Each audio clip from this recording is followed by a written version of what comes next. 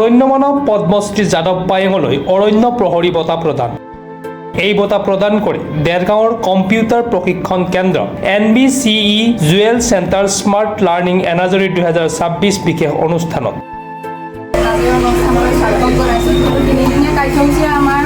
বাৰ্ষিক অনুষ্ঠান বাৰ্ষিকীয় অনুষ্ঠান এনাজৰীত আয়োজিত হৈছে সাহিত্যসভা ভৱন দেৰগাঁও বিনোদন প্ৰেক্ষাগৃহ। গতিকে এই অনুষ্ঠানত আমি অৰণ্য মানৱ যাদৱ পায়েঙদেৱক বঁটা প্ৰদানেৰে আমাৰ তৰফৰ পৰা অকণমান সন্মান যাচিবলৈ চেষ্টা কৰিছোঁ। আচলতে অৰণ্য প্ৰহৰী সন্মানেৰে আমি তেখেতক আজি সন্মান জনাইছোঁ আৰু খুব ভাল লগা অনুভৱ, যিহেতু ছাত্ৰ ছাত্ৰীসকলৰ সৈতে এই অনুভৱ আজি তেখেতৰ সন্মুখত আৰু তেখেতলৈ সন্মান যাচিবলৈ পাই আমি খুবেই সুখী। কম্পিউটাৰ প্ৰশিক্ষণ কেন্দ্ৰটোৰ স্বত্বাধিকাৰী নেত্ৰজ্যোতি গগৈ হাজৰিকাই এই বঁটা প্ৰদান কৰিবলৈ পাই অত্যন্ত সুখী।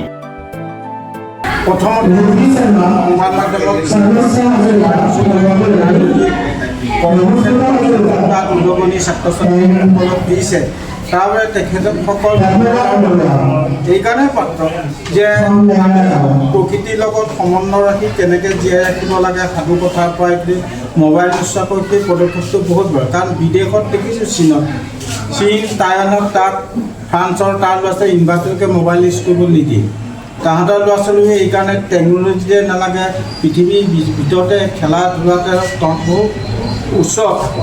আৰু মই ভাবোঁ এনেকুৱা পদক্ষেপ যদি সৰুৰে পৰা দিয়ে মোবাইল ইউজ নকৰাকৈ, তেতিয়া আমাৰ ল'ৰা ছোৱালী তেনেকৈ শিকিব আৰু উন্নতি সাধন কৰিব বুলি মই ভাবোঁ।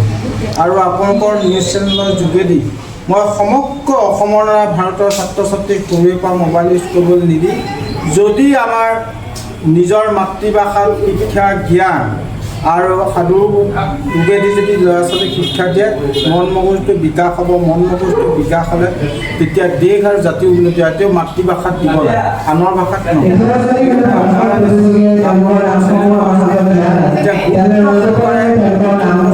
সৰুৰে পৰা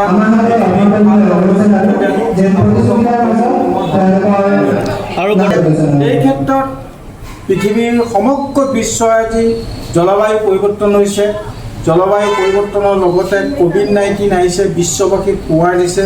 ধৰিত্ৰীয়াই পানী লগা জ্বৰে হৈছে। সম্পূৰ্ণ যেতিয়া জ্বৰ হ'ব, পৃথিৱীৰ পৰা আমি পানী জগত বিদায় মাৰিম। 2050 চনত যেতিয়া 400 মানুহ মৰিব, 400 কোটি মানুহ মৰিব, পৃথিৱীৰ পৰা আধা মানুহ গুচি যাব, তেতিয়া পৃথিৱীত তেতিয়া বেলেঞ্চটো আহিব, গৰমৰ উত্তাপ কমিব, হেৰি হ'ব, তেনেকুৱাবিলাক আহি আছে চকুৰ আগতে। সেইকাৰণে মই ভাবোঁ আমি এইবোৰ নিবাৰণ কৰিব পৰা, অক্সিজেন দিব পৰা, ক'ভিডত যিমান মানুহ মৰিলে অক্সিজেনৰ অভাৱত নহয়। গতিকে গছ থাকিলেহে আমি জীয়াই থাকিব পাৰোঁ। গছ আৰু পানী দুটা বস্তু, গছ থাকিলে বৰষুণ দিব আৰু পানীটো প্ৰিজাৰ্ভ কৰি ৰাখিব পাৰে। আজিকালি যিসকল ছাত্ৰ ছাত্ৰীয়ে PhD ল'বলৈ আহে, তেওঁলোকে মেচিন লৈ আহে। আগতে মোৰ তাতে দেখিছোঁ গছবোৰ সৰু হৈ থাকোঁতে বিল বগা পানীবোৰ শুকাই যায়। এতিয়া আৰু যেতিয়া গছবোৰ ডাঙৰ হ'ল, মেচিনটোৱে দেখাইছে যে এফুট তলে বগাই তেতিয়া 100% গছে পানীটো টানি ৰাখিব পাৰে। আৰু গতিকে আমাক লাগে পানী আৰু গছ, জীয়াই থকা অক্সিজেন। সেই দুটা বস্তু থাকিলেহে আমি জীয়াই থাকিব পাৰিম। দেৰগাঁৱৰ পৰা সত্যজিৎ হাজৰিকা ৰিপৰ্ট, প্ৰাতঃ টাইম ডিজিটেল।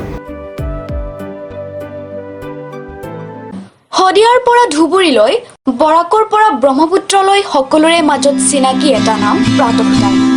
থলুৱা ভাষা, কৃষ্টি আৰু সত্য বাতৰিৰ আধাৰত প্ৰতিষ্ঠিত খবৰ প্ৰাতঃ টাইমৰ প্ৰতিটো বা বাতৰি পুংখানুপুংখভাৱে চাবলৈ Facebook, YouTube, website, Twitter, Instagram আৰু ব্লগাৰ পেজত লাইক আৰু